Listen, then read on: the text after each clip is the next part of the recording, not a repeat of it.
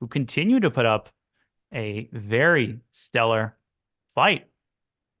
Definitely. Let's see what the team of yeah, very interesting team, by the way, right? We have there the founder of Chess Base India, Sagar Shah, the international master. We have there the editor-in-chief of Chess and News, New in Chess, sorry, Dirk Jan den Huizendam.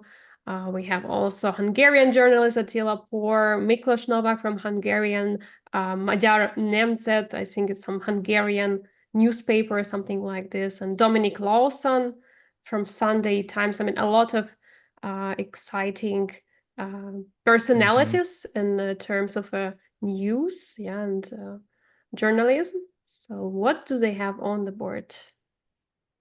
Well, they have some news, some rude news for Judith. Her rook on h4 is Oh, hanging. Easy to forget about. So maybe king h1 is in the cards, but that walks the king right onto the long diagonal. Let's not forget about this bishop. It's still on c8 because it has to keep the e6 pawn protected. But there might be some nasty little tactics if the king slides over to h1. Maybe king f1 is a wiser decision, but the queen will come out to f6. This is a serious chance. This might actually be the best position that anyone and that any group has against Judith right now. I agree. And also potential f4 break is a huge threat, I would say. Even after king f1, f4, it would sacrifice a pawn, but it breaks the position and opens up a king a lot. And what do you do actually after f4? You cannot take with a pawn. You can take only with a bishop if you want to take. Maybe it's something interesting to consider. I love f4, and Judith has made a move, and it is king f1, so she thinks along similar lines. I really like f4. I actually think queen f6, which I suggested earlier, is a really bad move. And it's very bad because it allows white to take on d5 and then Oh. reroute this bishop over to e5. And as a matter of fact, black just loses in this situation. At least an Okay, exchange, right? Yeah, so it's very bad. Yeah. don't do that if you're Dominique Lawson and Sagar Shah. I think Sagar Shah is going to veto this move. Don't do what Naroditsky points out. Just don't listen to the commentators.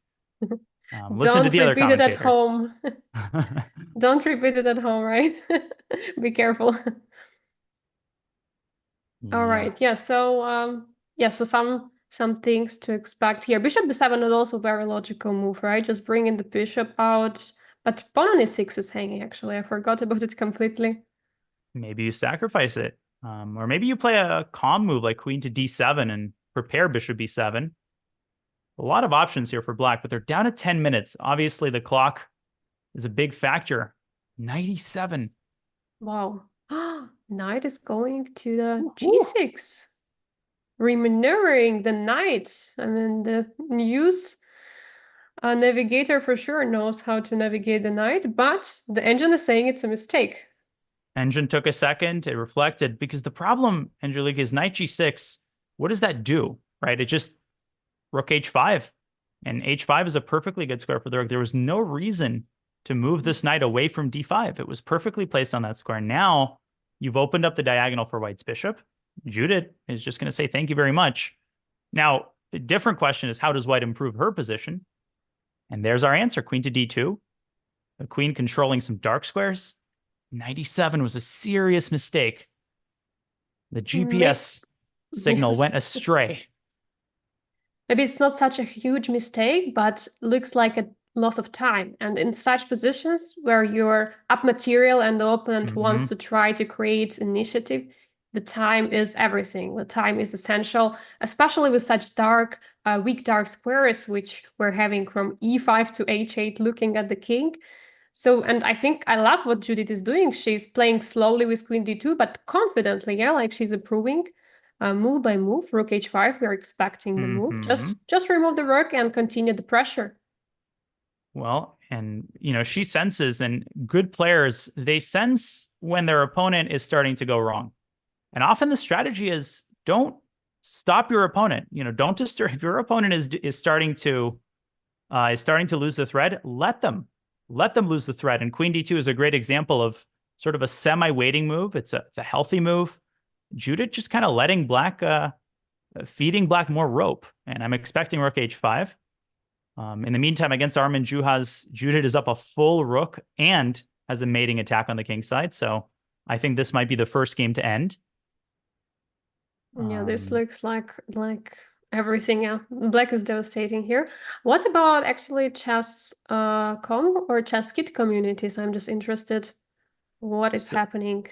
so Chess.com has 4 minutes on their clock and a very bad endgame, but Chess Kid has, I think, a lot more promise. They still have this very strange endgame. Judit has managed to secure the B pawn without losing her own B2 pawn, and her knight will evacuate back to D6. Yeah, it looks like the knight grabbed the pawn and goes back, and There it is. looks very safe. Looks very safe. All right, who do we have else? What about the sport legends? Did we check them? Let's take a We look. haven't checked for some time. Yeah. So actually, here, Judit did play rook d1 and allowed queen f6. And in this position, whoa, whoa, whoa, whoa. Wait a second. What? Bishop e4 was played. And I guess Judith's idea was that if bishop takes e4, first of all, queen takes e4 gets checkmated in 2 moves. But I think Judith was intending knight to d7. But Angelika, this looks, I'm almost Oh, positive the black had something here. And I think it was queen f4. Oh just my protecting the gosh. bit. Oh, you cannot take on d4. Oh, you're attacking the rook. And Judith would have This been in huge trouble here because if you take one of the rooks, look at black's bishops. Boom, boom. Can't take that on was, d4 because the rook drops with check.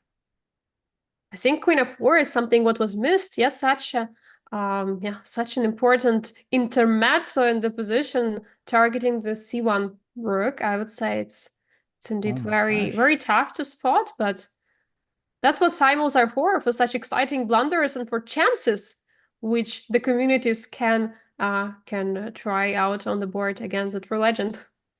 Oh man, the sports legends, when they review that game, especially if they lose, they will not be happy. And it's so easy to trust someone like Judy, someone as strong plays a tactical move, and you just kind of assume that they calculated everything correctly. Happens on every level. Now Judith can drop her knight around and maneuver it to d6. And if that knight gets anywhere near f5, there will be hell to pay for the Black King. I think it's a perfect good aspect of the game right now. Also in the simul, you mentioned this trust in the opponent. Whole community on each board is playing against such a legend of chess, and of course they tend to trust her choices and not to look for such blunders. Okay, there was this blunder knight takes on d5 in the one of the games, which was clear that it was a blunder. But in such cases, they're just trusting Judith. She's a legendary chess player, and sometimes also it's happening in the over the board games, just normal classical games, when you're playing against stronger opponent, according to the rating, you trust him. You tend to trust him and not to go for some critical lines, but he might blunder. So I think it's also very important for all the beginners to know that this is just a game of chess. This is what is happening right now on the board, and anyone can blunder. Anything can happen. Also against Judith. And it's so important, just to your point, Angelika, for people to remember GMs are human. Legends are human. And it reminds me of the famous scene from the old Soviet movie 12 Chairs, where a con man named Ostap Bender is pretending to be a grandmaster. And he's giving a simul. Now, this is someone who has no idea how to play chess. And of course, a couple moves in, he blunders his queen.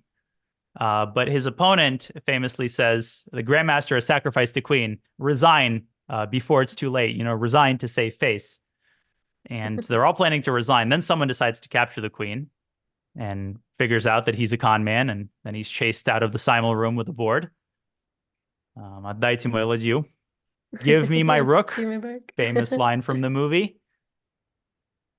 Yeah, exactly. I mean, that's how it is. You don't not necessarily have to trust your opponent all the time, so make sure to check all their moves. By the way, meanwhile, we had a prediction on the chess.com channel, and the question was, how many moves do you think can community team last against Judith Polgar? And the answers were less than 20, 20 to 30, 30 to 40, or 40 plus. And actually, the majority of the chess.com community is very optimistic because 39% voted for 40 plus moves. Very, very Good. optimistic. Yeah. So let's go. Let's try to last as much as possible. And yeah. Exclam play Judith in the chat to jump into the voting. And I flipped on the Champions of Courage game where they continue to revive this King's Indian, which looked pretty dead just a couple moves ago, but now black is up a pawn. A queen trade is on the horizon. And if the queens are swapped, I think that white is probably not worse with a knight like this on d5, but white is enough compensation for the pawn, but not more than that. And black will be able to bring the bishop out to e6 and challenge this knight. And let me tell you, this is a big chance, I think, at the very least, to score a draw and nick Judith for her first half point.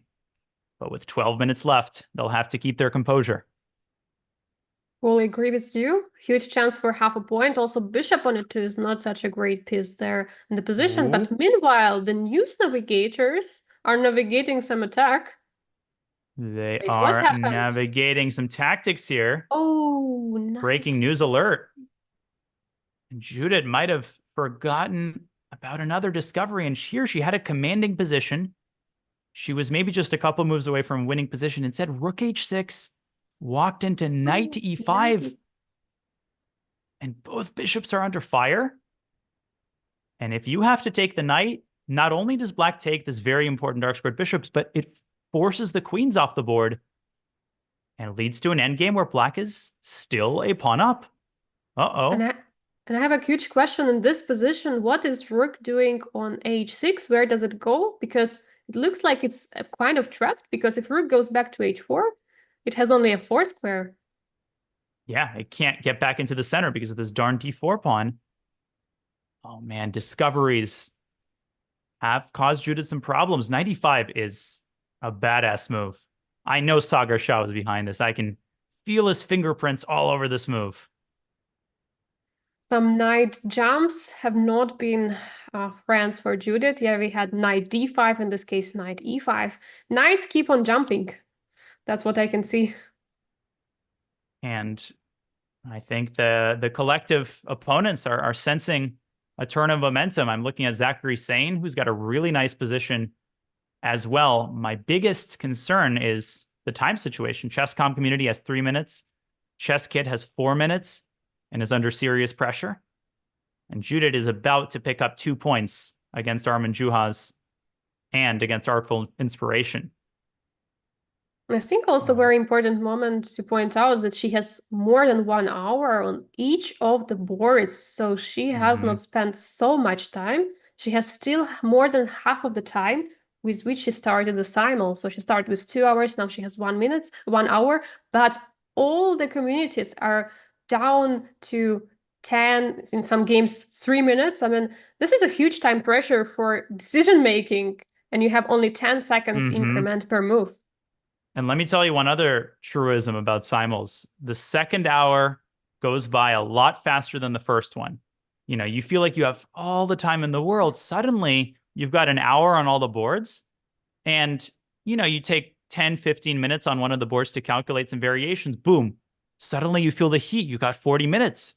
And all of the games are still going. So this is going to get really spicy. All of the games seem to be heating up at the same time. I'm looking also at the sports legends. They found a very strong move. They're actually able to create some counterplay here. Judith procrastinated on getting her knight back into the game, and I think she's paying the price for it here.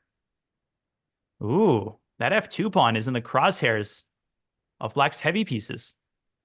Yeah, this bishop on d4 is really a nice piece. I mean, I'm not so sure knight on b6 does much anymore. Like knight on b6 is hitting no targets, while bishop on d4 is targeting that king on g1, pawn on f2. I mean, it's very dangerous right now. How do you keep the f file close? I mean, there is no way. I mean, either you will take on f5 or black will take on g4. I mean, it looks like the only move to avoid a worse position is knight c4, and that's not me talking, that's the Silicon Fiend. If you take on f5, because of the pressure on f2, you'll have to go rook f3. And the problem here is that you actually cannot take with the queen, because when the queens are traded, suddenly this rook is undefended. Another discovery will lead to immediate calamity. So you'll have to take with a pawn. And this is a pretty spicy attack here that black would unfurl against these weak f pawns. Let's see if Judit can muster up a move like knight c4. So much tactics, and you have to be aware of all of it. What about other matches we have against, for example, chess.com community? We have not checked for some time. Is there something exciting going on, some endgame? Well, it looks like pieces are coming off the board. I think both pairs of rooks are going to come off the board, and I actually think black has some drawing chances here. Obviously, the bishops are much better in an open board, but black doesn't really have any targets. And chess.com, you guys have done a pretty good job of keeping the status quo, keeping this game going. Judit has some technical work to do to convert this into a win. Yeah, absolutely. So some good resistance here, but 3 minutes on the clock. Yeah, it's not a lot of time. No. So what else do we have there? Okay, so just a quick update. Artful Inspiration has sacked a bishop. We'll get to that in a second. Judit is on the move here against Chess Kid, who have sliced into this pin. Looks like a pretty good position here still for Judit, who's maybe going to drop her knight back to c4. It looks like the c5 move, first of all, the cutting the bishop, but on the other hand, it's closing the bishop on b6. And it's not going to be active anymore. And after such move as knight c4, the bishop will be like a big pawn on b6 and not doing that much. So it's a bit dangerous. And also, of course, Judit is down in exchange in this position, but huge initiative and a much better position. Knight so what about those? Possible. Yes, what about those artful inspiration? You were talking about some sacrifices. Well, they're trying to make the most out of a completely lost position. Ooh. And I like what I see because they were getting destroyed. But look at Queen C8 and Bishop H3. Why not? You got nothing to lose, so you might as well. Something tells me Judit is not going to let this go anywhere. I mean, knight to H2, I just don't think black has enough Tabasco sauce on the king side. White can drop the knight back, get the bishop into the defense. I think this is desperation. But it's what you got to do. It's what you got to do in a simul. You got to be aggressive.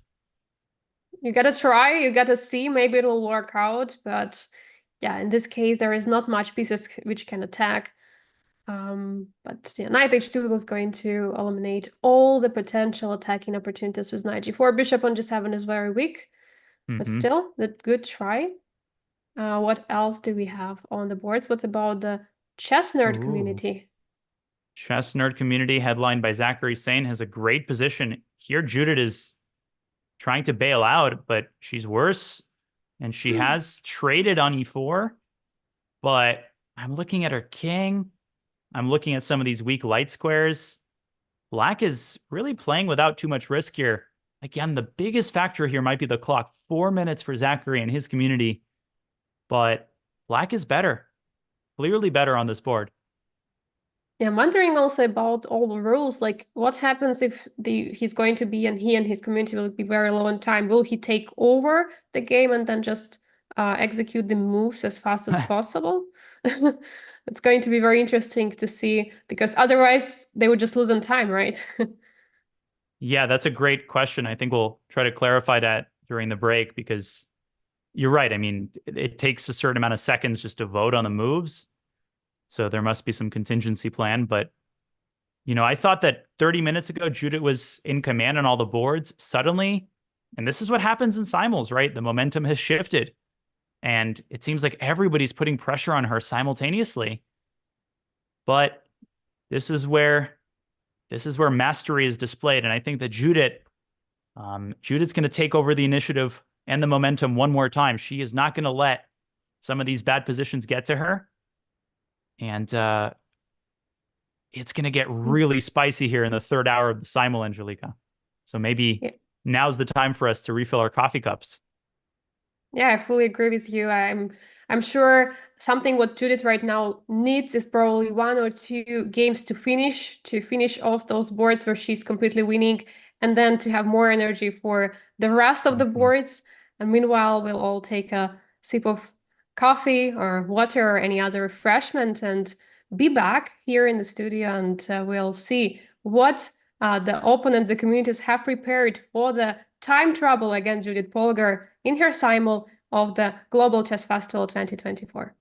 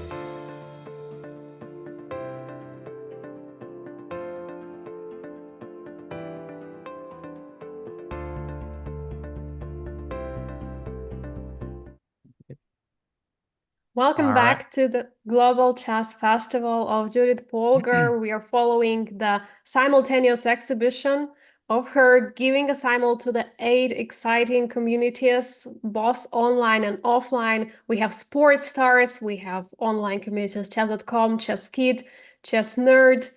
We have also artists here, and here we have, I have with me Daniel Norditsky. My name is Angelika Olkova. We are your hosts for today. The games are spicing up. Daniel, what is happening on the boards? Well, we got some wild developments. Before the break, we were singing the praises of almost all of Judith's opponents who were putting some serious pressure on her. But um, the Hungarian sports legends have made a move that's anything but legendary. They blundered a piece in one move. If the transmission is correct, they've played Queen E6, walking into the X-ray and allowing Judith to pick blunder. Not if Judith finds Rook takes D4, when Judith plays Rook takes D4. Because she's going to do it for sure. You see, queen is going to the a6, right in front of your own queen on e2. You see this pin, you see that pawn is not protecting the bishop. I think what black missed is that they wanted to attack the knight on c4, but they missed it. Actually, after rook takes d4, it was capturing a bishop and protecting the knight on c4. So it's, of course, looking pretty bad, the development for... What? But Judith didn't play it. She played a different move, which is Oh, also winning, but I am stunned that she did not take on d4. That would have triggered immediate resignation. She played knight takes e5. And guess what? This actually gives black a chance to win the piece back. Oh, really? I thought that actually there is no way because rook is now pinned on d8, right? You cannot move the bishop, you cannot take the knight since Judith would take the rook on d8. Yeah, this is what Judith is relying on, but I think rook d to e8. I mean, black is lost. Let's be totally clear. Black is still lost, but this moves the rook out of the pin and it hits the knight, and it essentially forces an endgame, which again is probably lost for black, maybe completely lost. But I'm really shocked that Judith didn't take on d4. I think this does give black a chance to at least continue the game, but maybe the sports legends are not able to recover from that blunder. Knight takes e5 is a beautiful move, but there was a simpler approach. Just takes on d4. Will this cost Judith? Probably not in this game, but maybe it'll put a little bit additional burden on her. Given her position on some of the other boards, this might be significant. I do agree. The more the players, the participants last, the tougher it is for Judith because it's going to be just extra game going longer, especially if she's going for the end game where will we have, for example, a pair of rooks. There is still going to be a chance for black to create some initiative. You rather prefer to have a single rook endgames. And rook d to e8 was found by Hungarian legends, and we see it on the board. We might see the endgame. We might see it there. Rook takes on d4. Looks like the move is going to be played. Yeah, I think we're going to get that endgame, and Judith will plan to rook on d7 and win the game. But it's going to take some technique. And all time. 8 games are still going. Judith under an hour on most of the boards.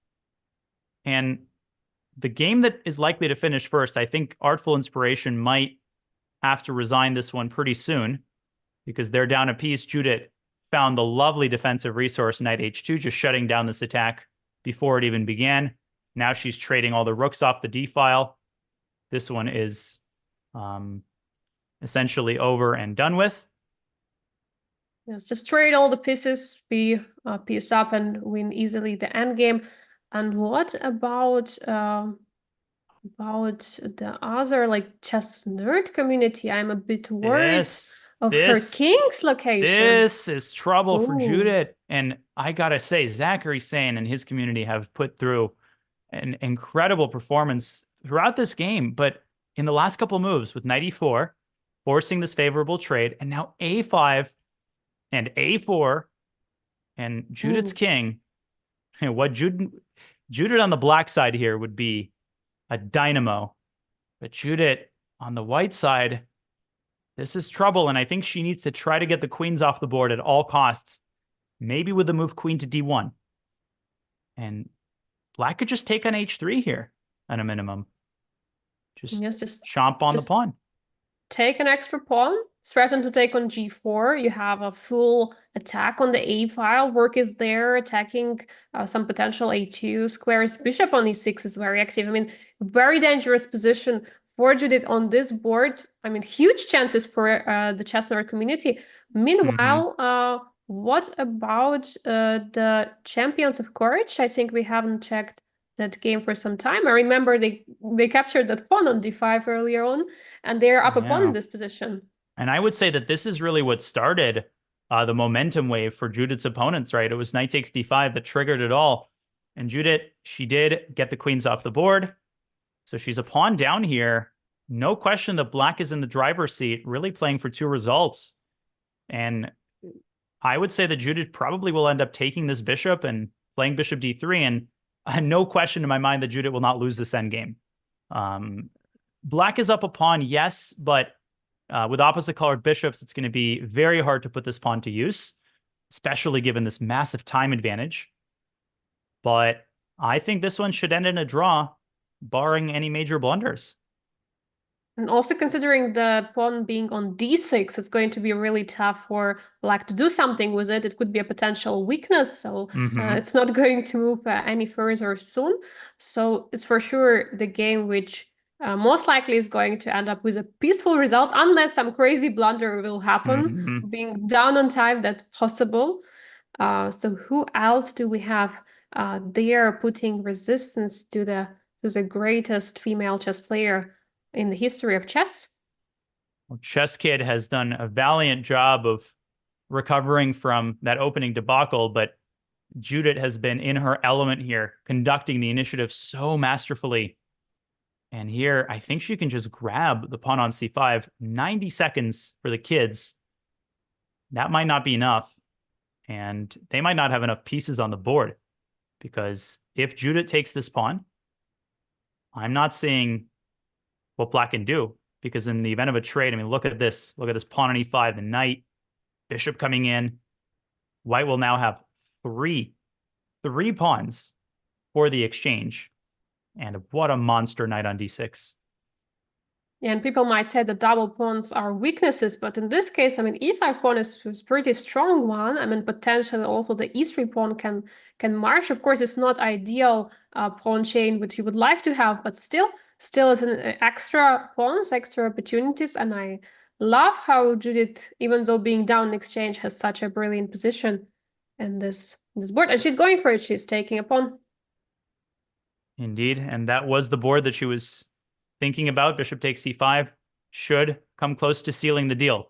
And I think the big question now is how quickly can Judith end and convert several of the winning positions that she has. If she can get those games done, as you said, that gives her the mental bandwidth and the physical space to focus on the difficult positions that she has, especially the one against Zachary Sane. In terms of the chess.com game, I think Hmm. chess.com just allowed a Oh. transition to a losing pawn endgame. Yeah, Come you on, have to be chess.com. always careful about this. You have to always take into account the trade of the light pieces, like in this case, bishop and then versus the knight, and yeah, 3 against 2 on the king side are going to seal the deal here. Yeah, but actually, it's not so simple. So let's say Judith takes on Uh, e6, which she will. Right now, the reason I think it's winning is because white has the 3-on-2, as you're saying, and black has the crippled pawn majority. But if black plays b7, b5, and triggers an exchange, then black's pawn structure will be rectified. So actually, I think king c4 might be wrong because the king slides over to d6, and then black will play b6, and then a6, and then b5 check. So Judith will still have to demonstrate some high-level endgame technique here. Maybe king to d3 is the secret sauce, and putting a pawn on c4, just shutting down black's pawn majority entirely, and then using this 3-on-2 and eventually converting it into an extra pawn. I think Judith has this one in the bag, though, with 57 minutes. Absolutely. I agree Looks with pretty good. you. And I think also taking the knight is not the only option which she has. She can also keep the bishop on the board because normally when there are pawns on the two opposite side of the board, the bishop is a stronger piece. So we might see Mm-hmm. the trade, we might not see it, but indeed the pawn endgame is losing, unfortunately, for chess.com community. And Artful Inspiration is not yet resigning, still trying something, even though being down a whole piece. But there The is reason not. I think this is the board that Judith was pausing on. I'm not totally sure, but okay, she will recapture on D1 and she is totally winning. The sports legends are getting into the end game that we discussed. So this is on the board still. Yeah, we see the moves have not yet been played here, but we expect some transition to the rook endgame, winning rook endgame for Judith, but will still cost some time and energy for her to fight it. What do we have else? Okay, so just to cap off this, we're expecting Judith to take on E5 and infiltrate to D7. And at that point, it'll be, a couple of accurate moves away from victory. Against the News Navigators, Judith is in big trouble, I think, in this endgame. Because the queens were swapped, as we discussed. Judith broke through with D5, but Rook E7 navigating this endgame so well. And black is a pawn up with a 3-on-1 majority on the queen's side. Ugh. It looks very interesting, how the game started. I mean, if I remember correctly, News Navigator did some very big mistakes at the beginning, right? And then somehow they solidified and tried to play so well, even though they're getting down and down in time, now being up to down to 8 minutes on the clock. What about other communities, such as what about the quick improvers of International Master Armin Juhas? So let's take a look at that one. Just a quick update, Angelica. In the chess.com community game, Judith has traded on E6 and she has found King D3. That right there is some class by Miss Polgar. Just the speed with which she sensed that this endgame is winning. That tells you grandmaster approach. that's the sort of Eastern European school right there. Just sniffing out this endgame. She will win this game. But I gotta credit Armin and his team because they were down a piece and they were down a rook, but they have managed to keep up the pressure here. And this is actually not as trivial of a conversion as I thought it was initially. White is a rook up, but these bishops are really nasty. And this dark square pin is not that easy to deal with. Judith has to be careful, and she has to keep this bishop on G7 at bay. What do you think about giving an exchange and staying a piece up in the position? Or wait, what it would be? It would be a piece up, right? Piece up. But if I could give away a rook for that bishop, I would. I would be considering a move knight D4. Maybe this is what you... And then after bishop takes E5, you can take with rook on E5. Then you can... Exactly. That would be she ideal. Plays knight C4, also great move, aiming for B6. Lovely. Looks like a huge domination by Judith on this board. What else do we have happening there? I mean, all the boards are being down on time. All the communities are being down to 8, 4. I see even 1 minute chess.com community. That's why probably they have been had to go for a move so fast because being on down 1 minute. Also Chess Kid community. Oh my God. Yeah, that one's in the toilet as well. I think chess.com and Chess Kid might be going down all at the same time. Just quickly to Chess Kid has lost another piece. Judith dropping her knight away. Boom, goes the dynamite. And now she's going to withdraw her knight. This is, I think, time to resign for the kids if Judith moves her knight away, because at this point she'll have 2 pieces for the rook. And this is just completely winning. Against the sports legends, Judith declined a queen trade, opting to win with an attack. Also reasonable, but all eyes on this game because Zachary took on H3, opened the A file, and now prepares to evacuate the queen back into the center. Judith maybe will try G5 to create some counterplay against Black's king.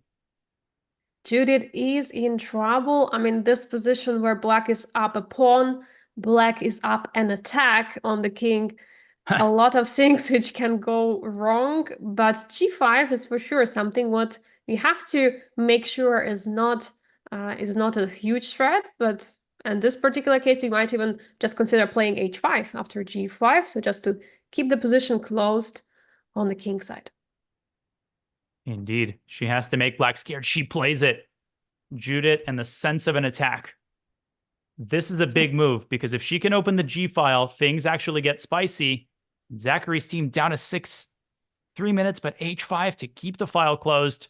What about G6? Shove that pawn through like a battering ram. g6, can you play f6? Can you keep it all closed? But the pawn on g6 might be dangerous. Maybe queen d6, queen e7 ideas potentially. It's very dangerous right now. That pawn is like in Game of Thrones when the battering ram just keeps smashing away at the gates to the castle. Yeah, absolutely. The G pawn is very much annoying, so that's why chess nerd community has to make sure to create some other threats. But yeah, both sides are attacking. Judith walking around, looking for the most urgent board. I'm just trying to figure out where she's concentrating her efforts. The chess kid and chess.com communities are going down simultaneously. This one's over. Look at how nicely Judith has positioned her pawns. Black's pawn majority is a majority in name only. Judith is about to send her kingside pawns up the board. This is elementary, my dear Watson. But I think it's also very instructive, right? That you are not taking the pawn on b5. So you have to make sure with white that you're not taking the pawn. Because if you take with the a pawn, then we will see the c pawn being undoubled, and then there is going to be the pawn majority for black on the queen side. So there is a majority of the pawns on the king side for white, and there's going to be the same situation on the queen side. So that's why Judith is not allowing it while creating a passer on the king side, which is looking pretty easy. She's pre-moving the moves, I feel like. This was awesome. I'm just so impressed at how quickly Judith took on e6 and just understood what the winning setup is. This right here is, 30 plus years of experience. And for those who think, Judith is an attacking wizard. No, you don't become, number 8 overall in the world just by having one strength. She is a universal player. Now I think the only thing to avoid for white might be f5. No, this is a draw. What a tricky little resource by chess.com, because the problem is that black is a fortress. Black will have a fortress and white will have no way to cause Zugzwang in this position. And no way to get her king to e5. So Judith has to make a waiting move like king f3 or king e4. And Can she grab on g5? Can she grab? She probably can also do this. Yes. Yes. And the 2-on-1 should decide because king h4, king h2. And very instructive idea is just to wait it out, right? Just to go king h2, king g2, king h2, king g2. And eventually black runs out of waiting moves and has to evacuate with a king. Yeah, the king goes back, but the pawn's moving forward. And in this position already, there is enough of space for the white's king to enter the position. Looks like completely winning. Slowly but confidently, Judith is going to win this game. What about chess nerd position? Well, I'm worried about that. I am too. Well, chess kid is going down. They will resign any second now. G6, F6 on the board, Angelica. You called it. Zachary's team not worried about this monster on g6. This gives Judith a glimmer of hope. Can she go rook h1 and go for the h5 pawn? And actually threaten a checkmate. Oh, yeah. If queen takes on h5, there's going to be a checkmate on h8. What is black's response to rook h1? Maybe queen g2, threaten to take on g6, but... Queen takes h5. You just take it. You just take it. The eval bar doesn't seem worried. It's rook h1, bishop g4. But this is such a difficult move, counterattacking the queen. This might be the only way for black to avoid a disaster. And do they see that? I mean, rook h1 looks so logical. You want to capture on h5 in the next move, but bishop g4 intermezzo. Is chess community aware of this? I mean, they're down to 2 minutes on the clock. It's not so easy to calculate Not at all of all. these options. And remember, panic sets in. You start regretting, why did I allow a pawn on g6? But bishop g4 is what stands between black and essentially checkmate on the H file. Just a quick update. Hungarian sports legends. The queens have been traded as we expected. And Judit should convert this pawn up endgame in rook d8 check, rook d7. Really anything should seal the deal here momentarily. I think also she has to be careful, yeah, because there could be some rook e2 idea, yeah, just trying to get to the pawn on f2. And if two rooks are going to be active on the second rank, then might be some ideas of perpetual check. So it's indeed a little bit, dangerous still, but winning for Judith. And that's probably why she should give the check on d8, right? To just force one of the rooks off the board. And then when she infiltrates with the second rook, that would be a lot more effective. But you're right, rook d7, rook e2, still maybe a tiny glimmer of hope. Endgames are always tricky. Speaking of which, okay, Judith found all of the best moves against the chess.com community. She's just a couple moves away here from her first victory of the SIMUL. Yes, and she's doing it all very quickly. We can see, has 49 minutes on the clock. On the most of the clock, she's like having at least 40 minutes, but not on the board against Artful Inspiration, but she's winning there. She's completely winning there, so we're not worried about that. Yeah, she's taken c6. She's got 35 minutes, and this is a done deal. Champions of Courage, not much has changed there. It's still that pawn up endgame, so not much to talk about there. Chess Kid might be going down momentarily here. And so that's going to leave us with, the toughest games. Looks like Armin Juhas has given up one of the bishops. And Judith, I think, is planning on exchange sacrifice against the other one. But no, queen takes f3. He's taking the pawn. He's saying, I'm not yet taking on e5. Maybe idea could be also to take with a pawn on e5 and then put for something like e4, opening up the bishop. So it's still a bit dangerous because the king is fully opened on a1. You're up a rook, but your king is in a bit tough of a spot here. If I had this in a bullet game, I'd be pretty terrified against someone like Hikaru with white here. I mean, tell you, with all these random lateral checks. But Judith has enough time here. Judith is not afraid of Hikaru, so or of Magnus. yeah. Who hasn't seen the Madrid Blitz game at this point has become viral sensation. Okay, Zachary has played bishop g4, but interestingly, Judith did not go rook h1. She went rook e1, and still bishop g4 ensued. And these guys are sharp. These guys are sharp. They see everything. Bishop g4. I mean, it's very, very difficult move to see. But also, Judith didn't go for rook h1. I think Judith's going to win this game, though, just because of the time situation. If she can move her queen up to the center, I mean, she's got rook a1, by the way, coming in because of the back rank mate. So that's another idea as well. I feel like Zachary might not have enough time here just to navigate this position. It's getting what about dicey. News navigators? News navigators still up a pawn, still playing like bosses. But Judith's going after the a6 pawn. I think bishop b7 is her idea. Yeah, bishop b7 actually a huge threat. Also bishop c8 attacking the bishop, which is pinned. Oh, yeah. By the way, the sports legends have offered an exchange of all of the rooks, which is another winning pawn endgame for Judith. So that one is, I think, almost over. Yeah, we're seeing a lot of endgames and pawn endgames. And this is what happens in simuls. Like usually you have 4 or 5 games ending at the same time. This is really common. It's just the nature of how simuls work. The chess.com community should be resigning here as well. Yeah, this pawn endgame with a pawn on g5 looks very terrifying. So what else? We have only basically that game against the chess nerd community and the chess navigators, the games which are looking still suspicious, but Judith has a lot of time, right? That's her main advantage here.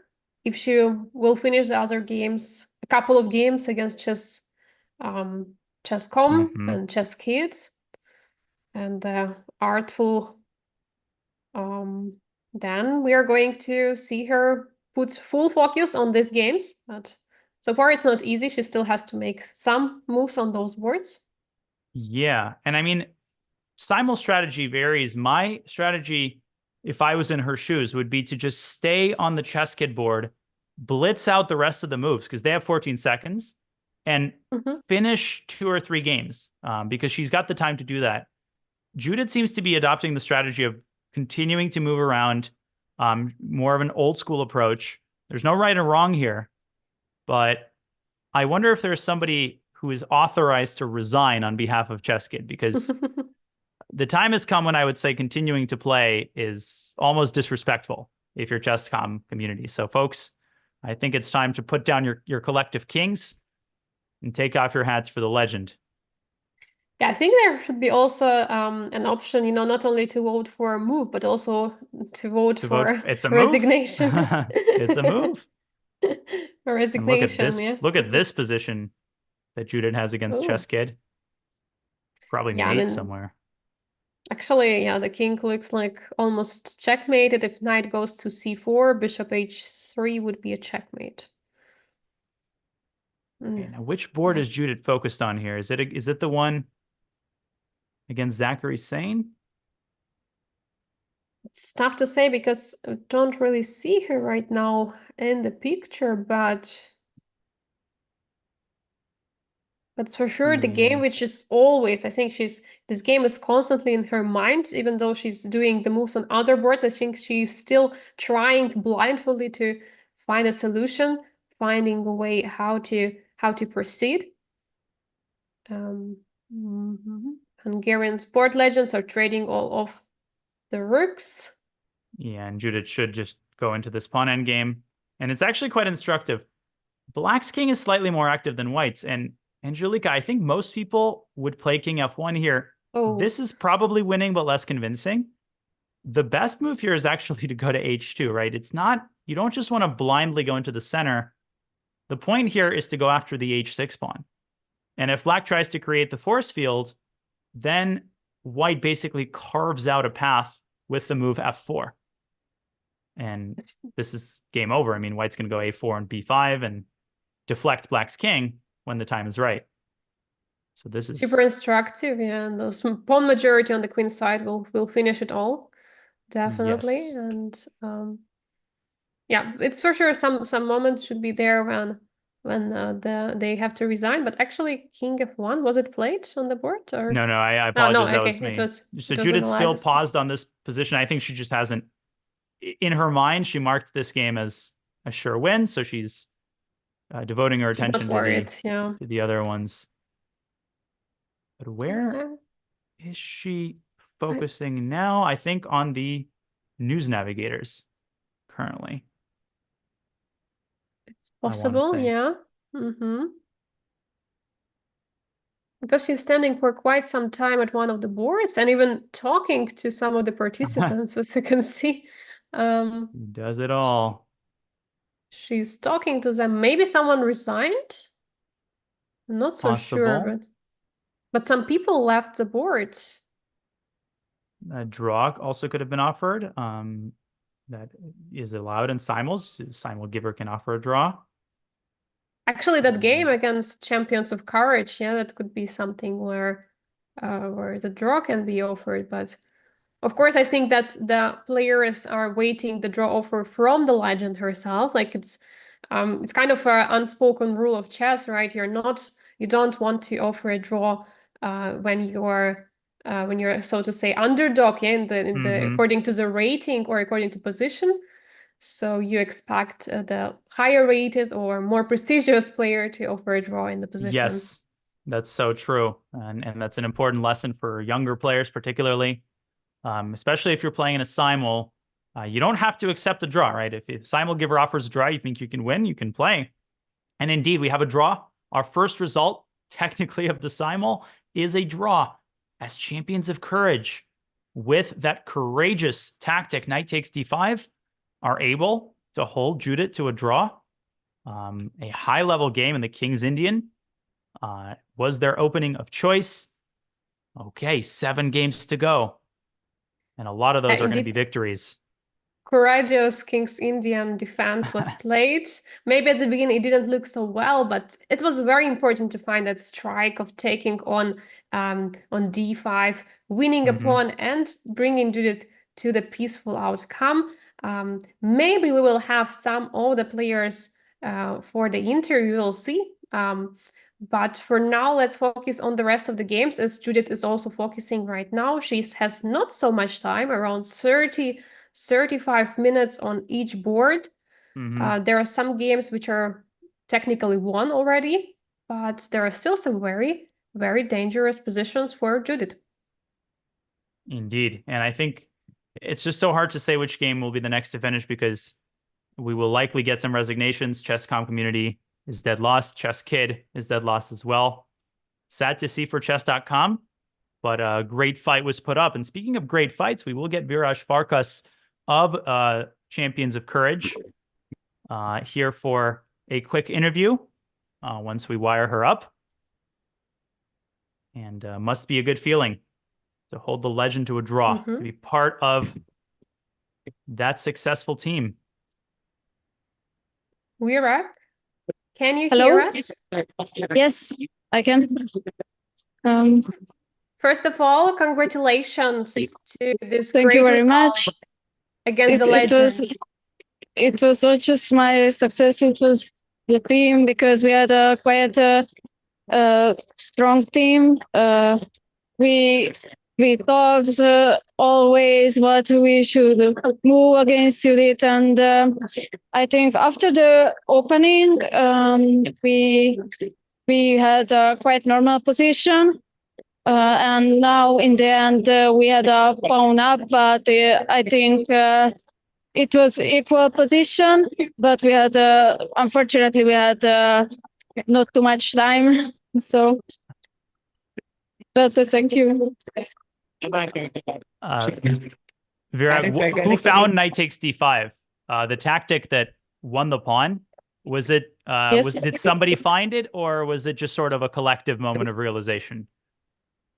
We started thinking about what we should move, and my teammate saw this move. So we started thinking about what if we played this move, and we started to thinking more and more, and we found it can be good. So, but we had more option what we should move, but we thought maybe this can be the best. Tanya, maybe you could show it also on the board for the viewers. I'll put it on the board. Viraj, that was an incredible effort. Congratulations on pulling out the draw against Judith. I'm going to show everybody your tactic. And well done. Thanks for hopping on the studio. Thank you very much. Thank you very much. This was the critical moment.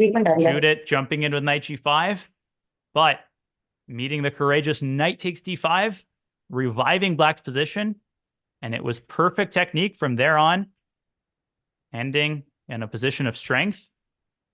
Okay, well done. Thank you, Viraj, for the interview.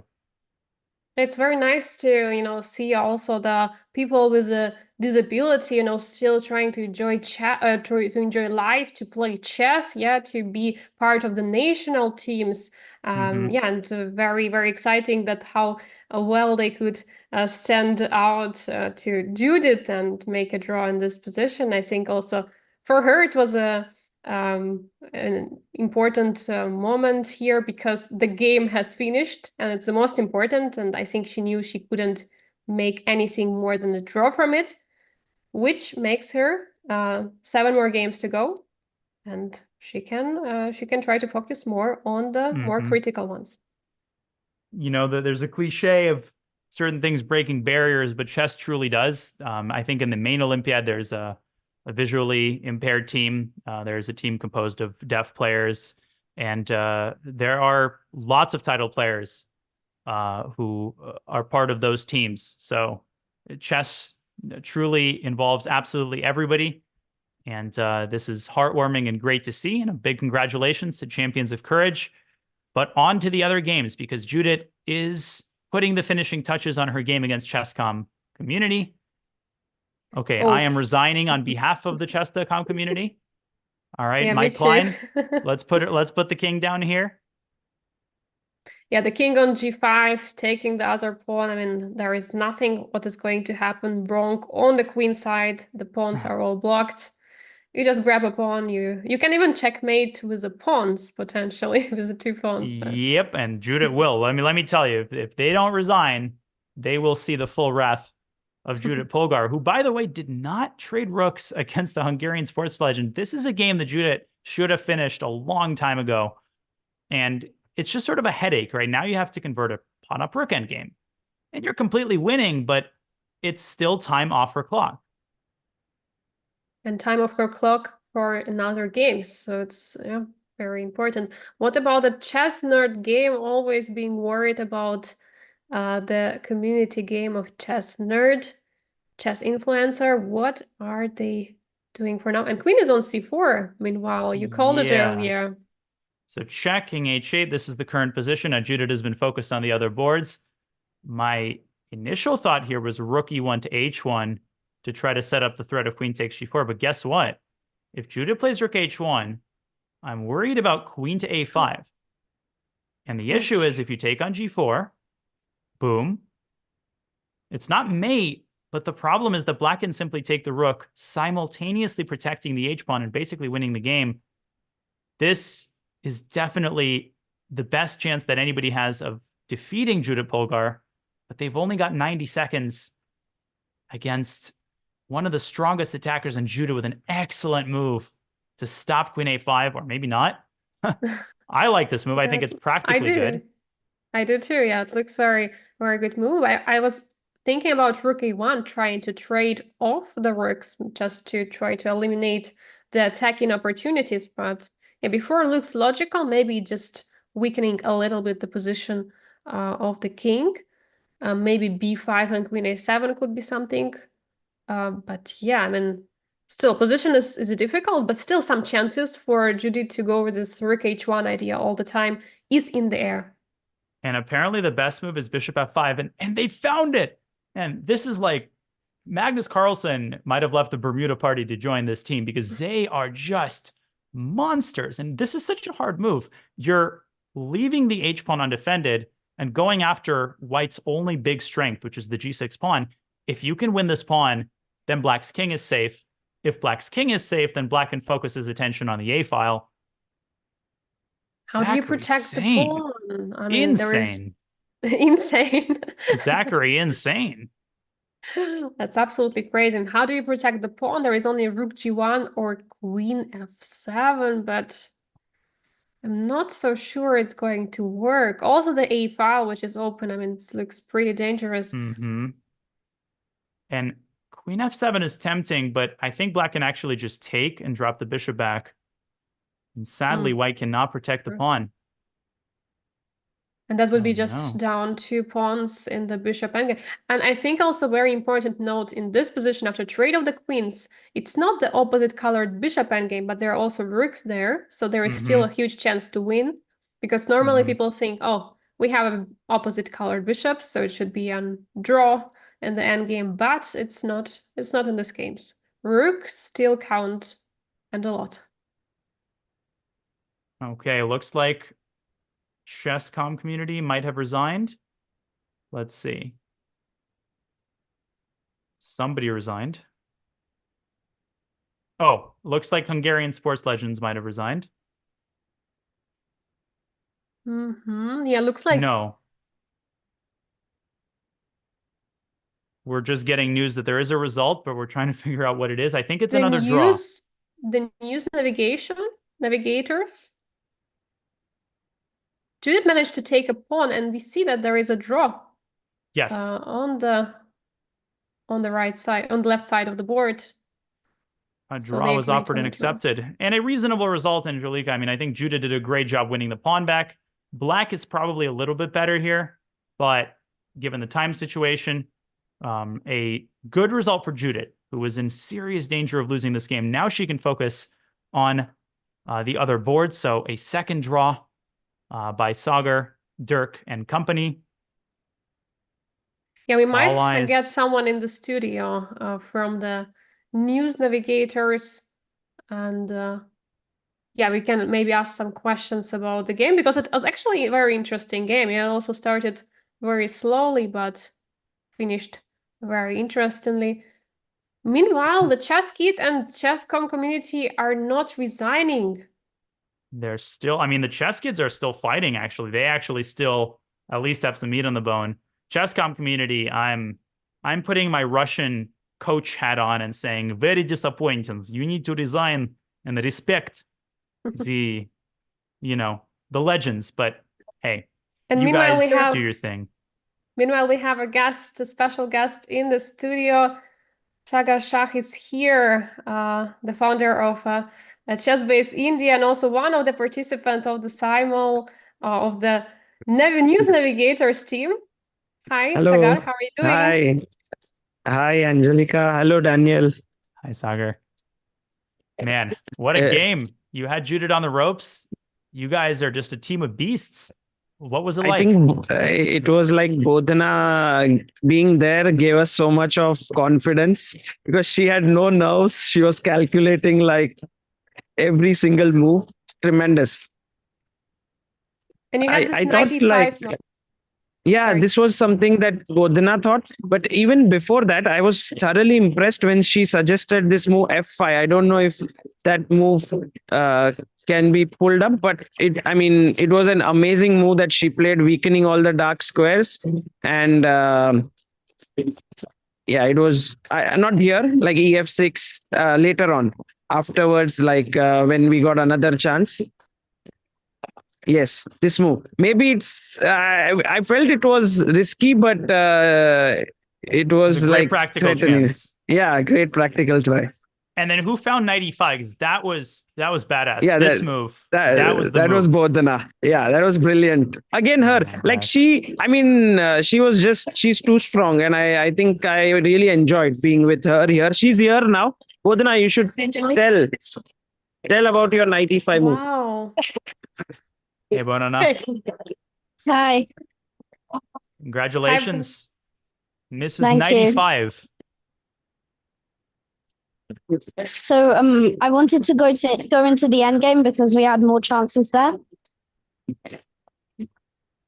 Was it just a flash of inspiration, or did the move occur to you instantly, or after some thinking time? It's kind of like the first thing I thought of. Not bad. And it immediately turned the tables. Borna, can you just describe the atmosphere? What is it like to face Judith in this situation? How did you keep your composure throughout the game? Well, we like talked through the moves together, and we like sometimes we had debates of which move was better, but in the end we managed to decide. But Anna, you're playing the Olympiad, and today is a day where you could have taken a rest, but instead you come here for the Global Chess Festival, and you're still playing chess. You're not having enough of chess, right? You want to play more and more. Yeah. All right. And you decided to join the News Navigators team, or it was just you were just following their games and gave some suggestions? No, Dominic Lawson. He's from England as well. So he asked me to come, and oh, thank you. Congratulations. All right, thank you so much, Badana, and wish you best of luck also for the Olympiad. You're going to starting from tomorrow, the second half. Thank you. Oh, you got certificate there. Wow. All right. Well deserved. Congratulations. We'll let you get some rest before tomorrow. Another box. All right. Yeah, actually, at the beginning of the SIMUL, I think chess community went live, and I saw Bodana there, and I was not sure what she was doing on for which board, for which community was she playing. But now it seems like she was joining the news navigators, and she was, I think, very powerful force there. She was indeed a huge improvement for the team, finding this 95 great move. She is just a dynamo. I mean, she's 2,200 FIDE. Every time I check her FIDE page, her rating has shot up 200 points. Unbelievable talent. And, just the composure and maturity, it's off the charts. So if you're not a fan, then you don't like chess. Chess isn't for you if you're not a fan of Adana. Best of luck to her and her team. Chess.com community has lost. Judit has scored her first win of the Simul in lovely positional fashion, defeating the chess.com community. Y'all put up a great fight, though. Give yourselves a pat on the back. Yeah, absolutely. Just, I think there is a moment where you have to realize you have to pay respect for your opponent, who is a legend, and you just have to decide, okay, I would like to resign. And we see, I think, resignation by chess.com community. Yes, it's a couple moves away from mate. And Judit has indeed officially won that game. She's also going to beat Armin Juhas, who should be resigning momentarily as soon as Judit goes after this a6 pawn. Looks like some of the teams starting to fall, but I'm looking at this game against the sports legends, and Judit she is not demonstrating her usual sharp technique here, giving Black actual serious strong chances in this game.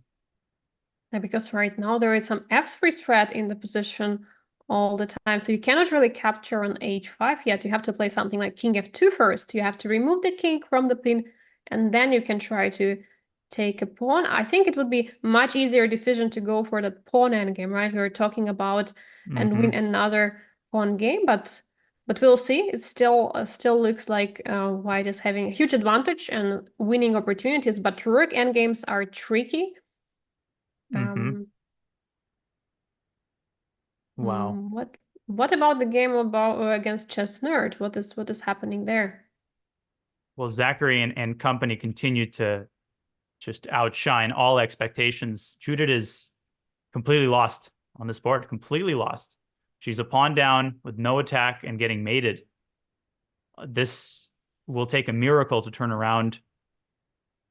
And a minute on the clock for Black, but they have made this minute last. And I'm not seeing it here for Judit. She has to finish some of these other games and devote her full attention to just lasting as long as she can on this board. Maybe queen to c4. Try to get the queens off the board. I'm not even seeing a way to do that. Yeah, because queen d5 is a huge threat, right? Queen d5, rook a2, queen a2. I mean, there are lots of things which hang there. You have to go back with the queen to c4 to stop that threat. But bishop to a6 could be also a move. I mean, this is very tough to find a solution. And actually, I mean, I'm just looking at the time on this board, and I remember that Thackeray and the company, the Chess Nerd, had 1 minute, I don't know, like 10 minutes ago or 15 minutes ago, and only Judith's time is going down in this game, and they steal at 1 minute. It's impressive. Let me remind you of the truism. The second hour passes a lot faster than the first. And we're seeing that here because Judit is down under 20 minutes on some of these boards, including the game against Artful Inspiration, who've somehow been able to keep fighting this entire time and actually keep a position which at least has some life. Judit has to move her queen here while keeping both of these pawns protected, which I don't think she can do. I think she has to give up the e4 pawn, but that means doing some calculation. And, if she's under 10 minutes, that's when things start to get a little concerning. Which board is she currently focused on? I think she's trying to find a move against the nerds. Yeah, it looks like she's at that board. Yeah, I slightly can see that the Thackeray is sitting there. I mean, she's spending quite some time. She's not sure. I mean, I'm also not sure. But okay, on the other hand, let's maybe remind everyone, Judith is not just playing against one person who is sitting there. She's playing against the whole community. And while talking about chess.com community, we're speaking here about millions of users, millions of players who potentially can play against her. So we don't know how many exactly voted. So it's playing against a group of people, and which actually eliminates this blunder opportunity when you're sitting there thinking all together. And if someone blundered, the other person can spot it and stop you from blundering. So that's kind of an advantage of this community, Simon. It is indeed, and makes it, just hard because all the games are going to go on for a long time. 3 results thus far, 2 draws and a victory for the legend as Judit comes up with a move, Queen D1. She needs to keep this game going as long as she can. And that is what super GMs are so good at. Look at this sneaky little move, threatening H5. And Judit says, hey, I got some threats up my sleeve. Bishop E6 here, I think, is the most accurate response. Yeah, Is there even any doubt that Zachary is going to find it? Yeah, I mean, it looks very, very aggressive. You're going all the way with rook to A2. And meanwhile, actually, if we can pull up maybe the footage of the playing when the Judith was just recently talking to the to Mike and to Evan, and they both already resigned. So Chess Kid and Chess.com community just resigned. Just there was a handshake with the Judith. We don't really see it now because all the cameraman, all the videographer wants to take a footage of Judith. But there has been a handshake and the games are officially over. Chess Kid has resigned. The position was totally hopeless. Very gracious by Funmaster Mike. And a great fight put up by the kids. It was tactical. They recovered from a bad opening and did everything they could. Armin Juhas has also resigned. Full rook down. This leaves us with only 3 games remaining. The Hungarian sports legends have blundered. They rushed in with F3. And they have forgotten about rook F5 check. This might conclude yet another game. But Judith has 10 minutes on her clock. She's got to manage her time well. 10 minutes on the clock, and also all the boards are located far from each other. So she has to run through all the whole to one board to another, and quickly she's coming to another board. She's playing quickly a move. She's going back to Zachary and trying to hold on. But she can't. She lost her queen. She lost her queen. This should do it. If Zachary can avoid blundering a back rank mate, which, by the way, is not a given as long as there's a pawn on G6, this is completely winning for black. Wait, didn't she have bishop D4 intermezzo? Was there or not? E2 maybe. No, they're queen A2. So there is nothing. There is one trick. I would try rook C1. But queen takes b4. You can never get the rook to d1 because it's always going to get forked. And Judah might resign here.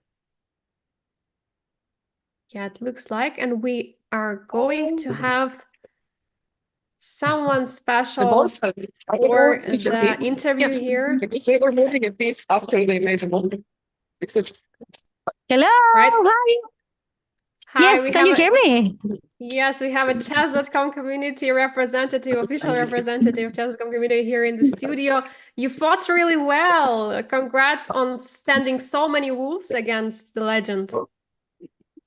That was a goal, actually. We were trying actually to swap a lot of pieces and thinking, okay, we are going to survive. We are going to last longer than Chess Kid. But for just one move, we didn't. So it was fun. It was fun, actually. We had around like 100 people participating in the chat, giving a lot of moves, trying different things. We were discussing about everything. I think we needed a bit more time next time, because at some point we were like just with 3 minutes or 5 minutes, and it was like very hard in the time travel to try to decide them all.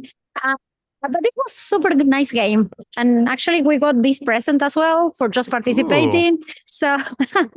So yeah, I'll get it. How is everything going in the SIMUL? Well, it's been very explosive.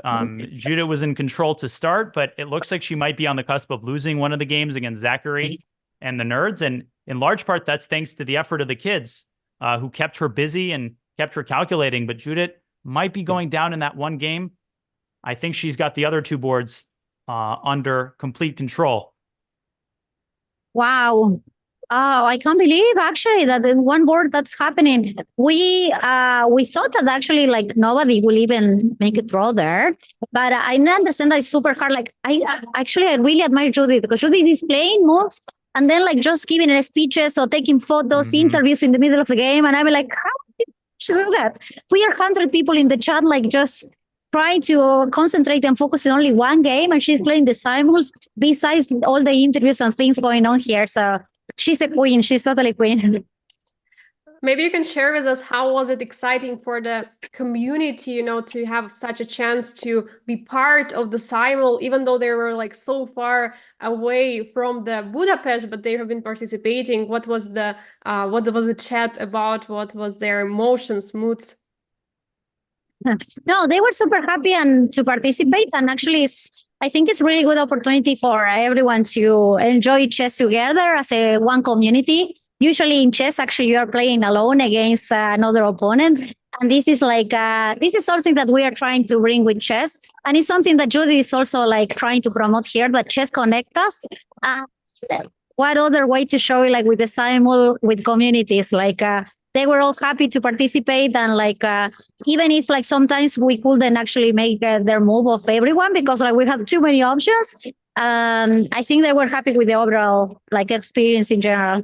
So yeah, I'm glad actually that we can organize such a stuff for our community.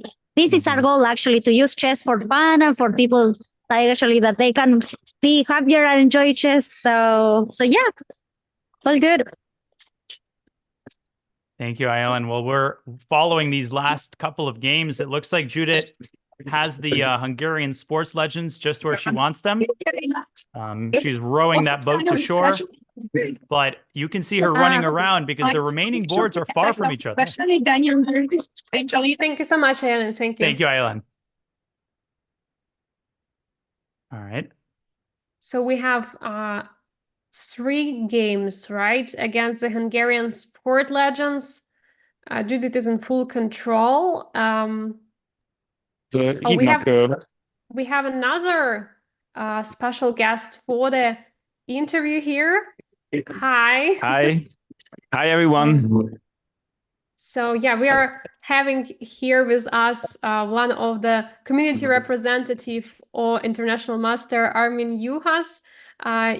How did your game go at the end? I mean, did you lose? I'm sorry, because we were following another game and their games are finishing so quickly after another. Yes, unfortunately, we lost. So it was a very interesting game. My community decided to play the accelerated dragon. And I think in the very beginning, we had a very nice position. And also Judith mentioned that if we played d6 earlier, maybe we could be better. Okay. Later, White played long castles, which was very exciting if you check the game later. And okay, my kids decided to take one free pawn, but that was a gambit pawn. And okay, unfortunately, after that, we lost a knight. And later, we decided to sacrifice an exchange as well. And okay, we had some counterplay because we had a dragon bishop, but we were down a rook. So against Judit Polgar, it's very difficult with one rook down. Huh? Well, you guys put up a great fight. Can you talk a little bit about the atmosphere and just the general feeling of playing a legend like Judit Polgar? What does it mean for you and your teammates to have an experience like this?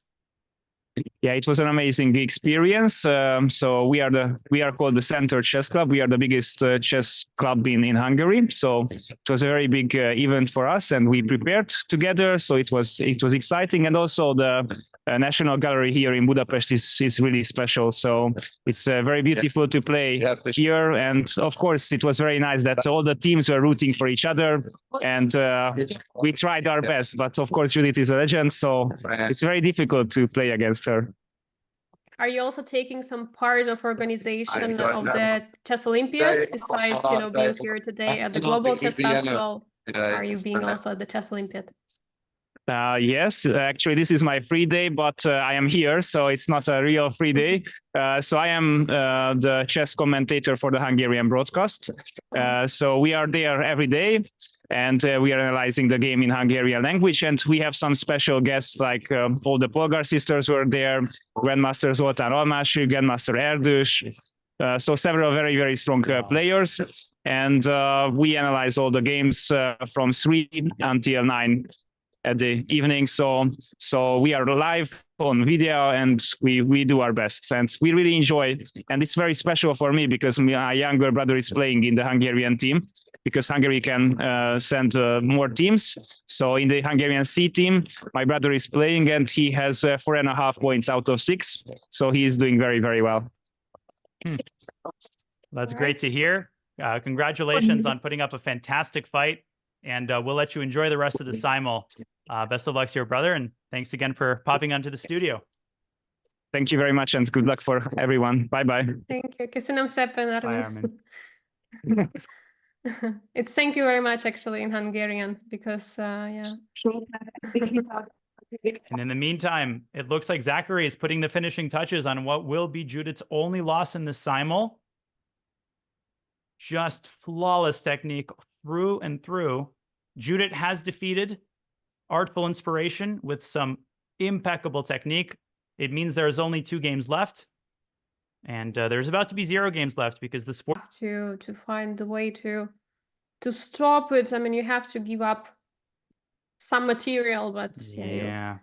And you also promote with a check, so there is not really a way to stop it. After b2, bishop d4, pawn goes to b1, promoting with a check, and unfortunately there is no longer this pawn on g6. I mean, I would love to have that pawn on g6 to give some potential threats of the checkmate, but yeah, it's not there. Looks like final touches in the position Yep. we played by the Dakari's community. I mean, they can just go b2 at any moment here and fork any one of these pieces.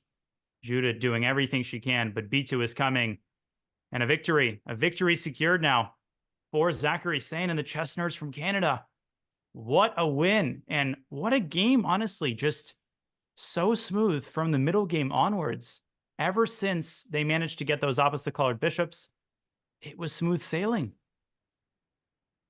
It was very smooth, but I'm just recalling this one moment in the game, in the opening. If you remember, there was a knight e6 opportunity for Judith. Yes. Where she didn't take that pawn. This I mean, that could moment have right been here, it would have turned the game around. It would have won the game right out of the opening. instantly, right?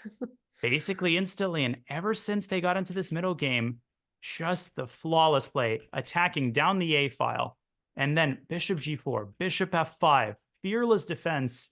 Judith did everything she could. She defended so valiantly, but it was just flawless play by Zachary. And they scored the only victory over Judit Polgar in this simul. It means we have 1 game left, and this game will not last for long, because Judith is putting the finishing touches here on a victory over the sports legends to conclude the simul. What a finale. These last 30 minutes. Whew. Gotta catch my breath.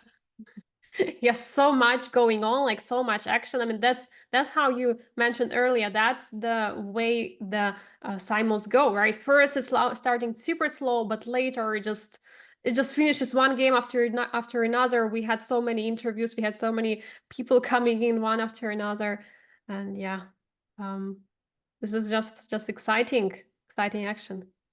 Judith has resigned against the chess nerds. The final moments of this simul. A huge congratulations. And yeah, Judith will defeat the Hungarian sports legend. All right, folks, time to resign. What a simul. And so Judith in the end will have won 4 games, 1, 2, 3, 4, 5 games, 2 draws and 1 loss. All things considered, the strength of her opposition, a very successful result. 6.5 out of 8 against groups that involve titled players. What an effort.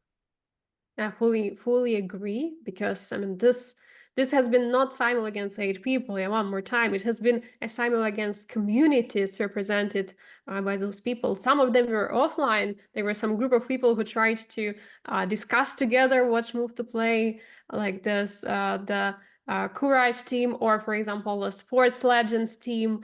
We had news navigators also there, who has been trying to put a fight against the strongest woman in the chess world, the legendary Judit Polgar. And we have a result, the final result. Hungarian Sports Legends resigned. It's over. And what a privilege it is just to watch Judith in action.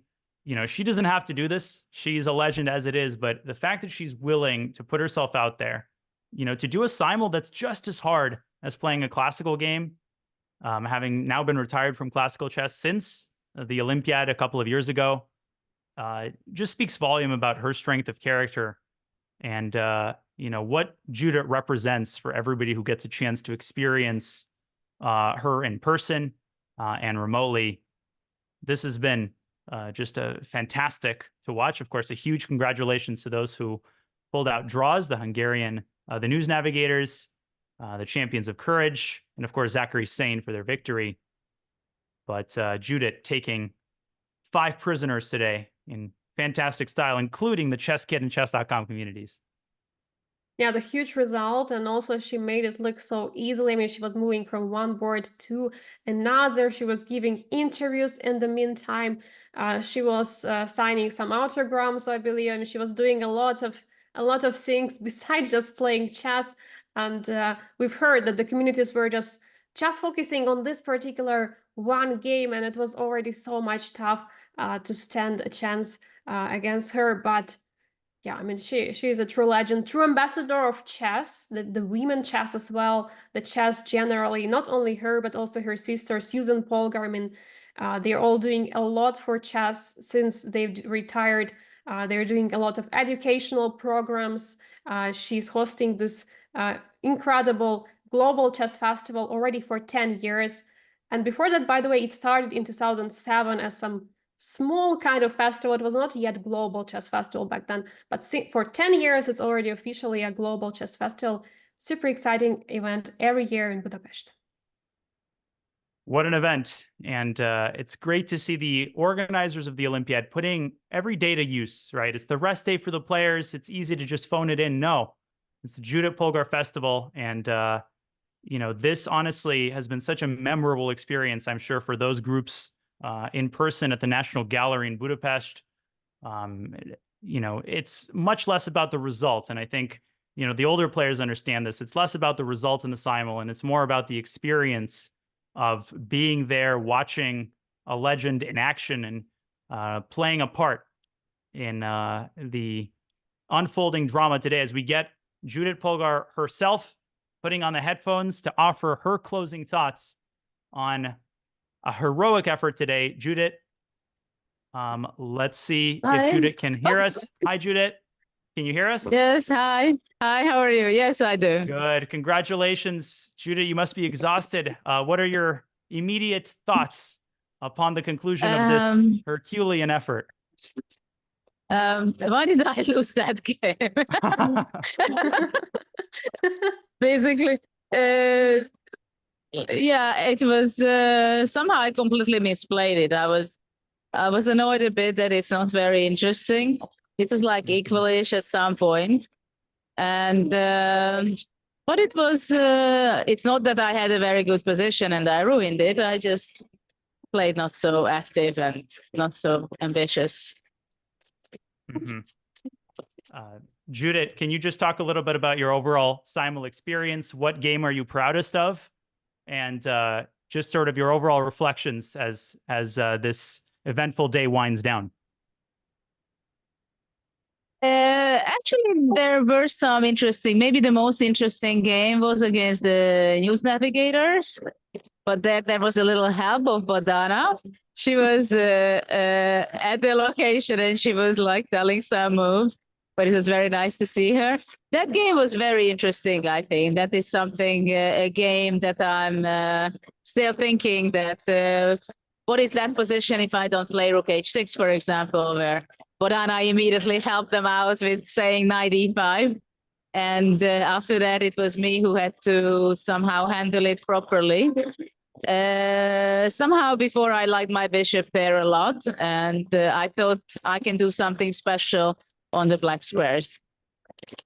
Judith, the day for you didn't start with the SIMUL. It has been a long day already. You had already signing of the book session. Maybe you could tell us what have you done before the SIMUL, because it felt you were still full of energy, even though you had so many activities. Yes, it's a very nice vibe over here at the National Gallery. Still quite some people, even though in half an hour it's going to be closing time. But we had a very fun game together with my sister Sophia. I was on one side and she was on the other side. And some grandmaster joined also on a garden chess set, big chess set. So there was a big crowd. And actually that game was a very interesting game. Berkes from the Hungarian national team, he was joining us. And my sister Susan also on the other side, Sophie's husband, Grandmaster Posashvili. And also some people from the Chess Olympiad.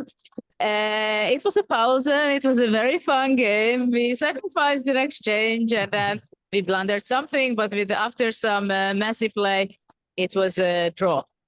So that was the other great chess fun thing. Were there more players from the Olympiad coming to be part of the Global Chess Festival besides Berkes? Yes, actually, we saw quite a few with the accreditation card and speaking English and other languages. I met them mainly when we were making the book signing. Then there were a lot of people making pictures and asking for signatures. Judith, before we let you rest, can you quickly talk about your the rest of your Olympiad plans? What are the plans for the next few days? And just your final closing thoughts on today's festival.